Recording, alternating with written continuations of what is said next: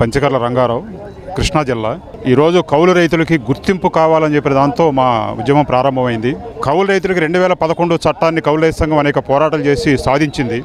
అలాంటి చట్టాన్ని గత ప్రభుత్వం కౌలు రైతులకి గుర్తింపు కార్డు కావాలని చెప్పానంటే భూ యజమాని సంతకం కావాలనే నిబంధన పెట్టడంలో చాలామంది కౌలు రైతులకి ఈరోజు కార్డులు రావటం లేదు. భూ యజమానులు ఎవరు సంతకాలు పెట్టట్లేదు.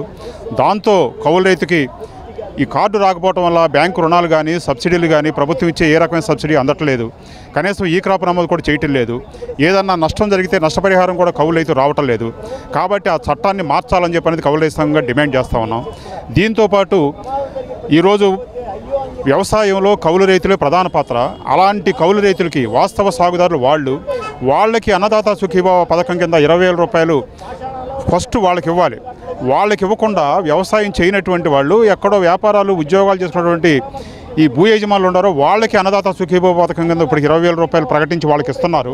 కానీ కౌలు రైతులకు మాత్రం ఇవ్వటం లేదు. కాబట్టి కౌలు రైతులకు వెంటనే అన్నదాత సుఖీభావ ఇవ్వాలని చెప్పనేది. అంటే ఈ నెలాఖరుతో ఖరీఫ్ సీజన్ పూర్తవుతూ ఉంది. ఈ ఖరీఫ్ సీజన్ లోపు పంట పెట్టుబడి సహాయం అందిస్తే కౌలు రైతులు ఏమాత్రమైనా కానీ బయటపడతారు, లేకపోతే చాలా కష్టాల్లో కూరుకుపోతారు. కాబట్టి ఈ ప్రభుత్వం వెంటనే అసెంబ్లీ సమావేశాలు జరిగే సందర్భంలో చట్టాన్ని మార్పు చేయాలి. అంటే వాళ్లే వాగ్దానం చేశారు, మేము అధికారంలో రాగానే ఈ చట్టాన్ని మార్పు చేస్తాం అని చెప్పిన వాగ్దానం చేశారు. ఇప్పటికి 18 నెలలు గడిచింది, కానీ దాని మీద ఎక్కడా మాట్లాడలేదు.